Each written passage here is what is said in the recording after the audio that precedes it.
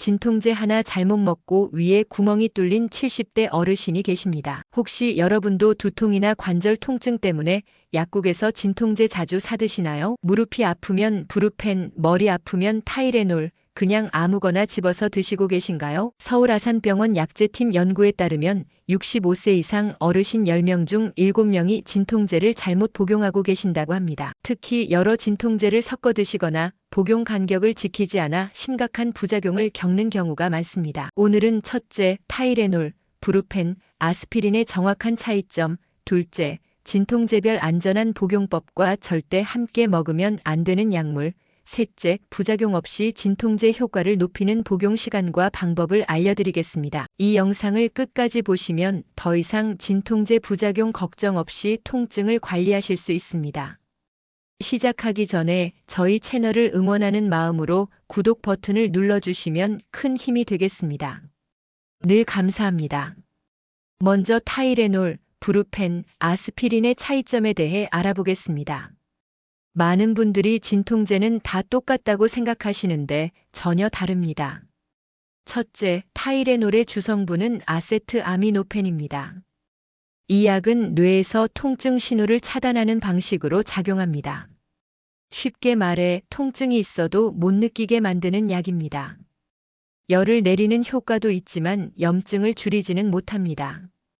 그래서 단순 두통이나 감기 몸살에는 좋지만 관절염처럼 염증이 있는 통증에는 효과가 적습니다. 가장 중요한 주의사항은 간 손상입니다.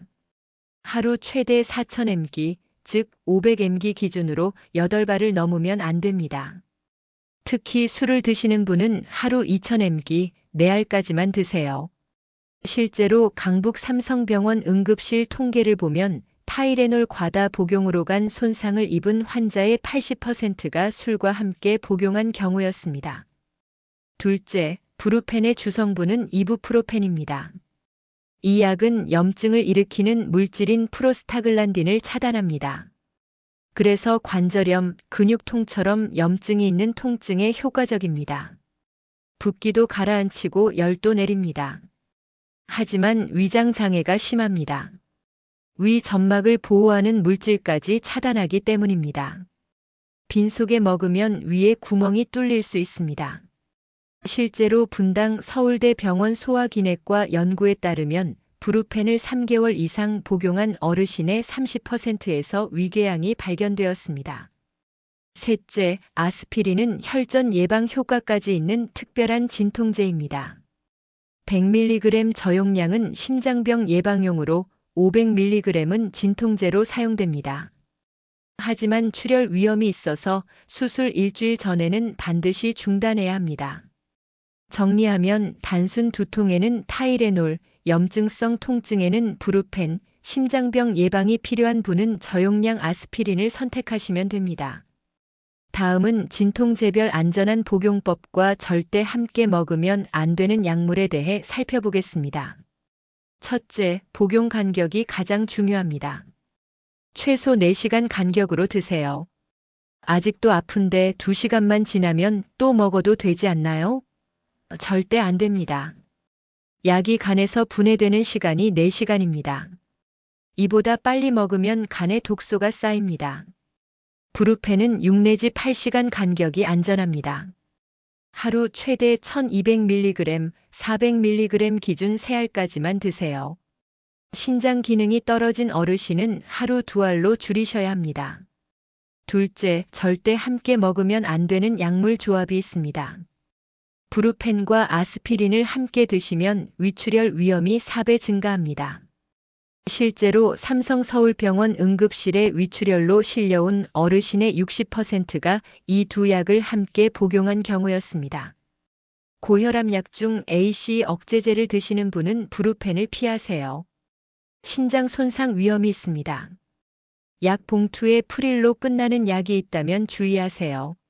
와파린 같은 항응고제를 드시는 분은 모든 진통제를 조심해야 합니다. 특히 아스피린은 절대 금물입니다. 뇌출혈 위험이 있습니다. 당뇨약을 드시는 분도 주의가 필요합니다. 브루펜은 저혈당을 숨길 수 있어서 저혈당인지 모르고 지나칠 위험이 있습니다. 셋째, 안전한 복용을 위한 실전 팁입니다.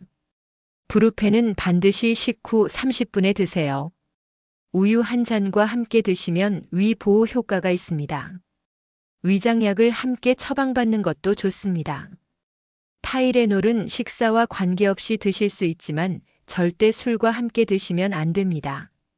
술 마신 다음 날 숙취 해소용으로 타이레놀 드시는 분들이 있는데 간 손상 위험이 10배 증가합니다. 진통제 복용 일지를 작성하세요. 언제 무슨 약을 몇 알 먹었는지 적어두면 과다 복용을 막을 수 있습니다. 마지막으로 부작용 없이 진통제 효과를 높이는 복용 시간과 방법을 설명드리겠습니다. 첫째, 통증이 시작될 때 바로 드세요. 많은 어르신들이 조금만 더 참아보자 하시다가 통증이 심해진 후에 드십니다. 하지만 통증이 심해지면 약 효과도 떨어집니다. 통증 점수 10점 만점에 3 내지 4점일 때 드시는 것이 가장 효과적입니다. 특히 관절염이 있으신 분은 아침에 일어나기 30분 전에 드시면 좋습니다. 아침 강직 증상이 훨씬 줄어듭니다. 둘째, 진통제 효과를 높이는 보조 방법들입니다. 온찜질과 병행하면 효과가 30% 증가합니다. 단, 브루펜을 드신 후에는 냉찜질이 더 효과적입니다. 염증을 줄이는 효과가 배가 됩니다. 물을 충분히 드세요. 하루 8잔 이상 드시면 약물 대사가 원활해져서 부작용이 줄어듭니다. 약 먹고 누워만 있으면 효과가 떨어집니다. 부드럽게 몸을 움직이면 혈액순환이 좋아져서 약효가 빨리 나타납니다. 셋째, 진통제를 줄이는 생활 습관입니다. 만성 통증이 있으신 분은 진통제에만 의존하지 마시고 근본 원인을 해결해야 합니다.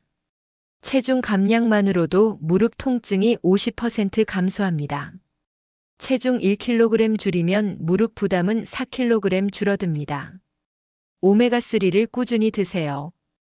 천연 소염 효과가 있어서 진통제 사용량을 줄일 수 있습니다.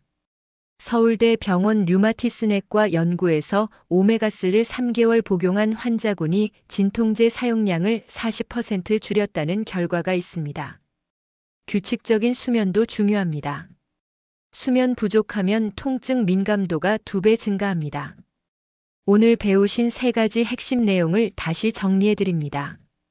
첫째, 타이레놀은 단순 통증에, 브루펜은 염증성 통증에 사용하세요. 둘째, 복용 간격을 반드시 지키고 다른 약물과의 상호작용을 확인하세요. 셋째, 통증 초기에 복용하고 생활 습관 개선으로 진통제 사용을 줄이세요.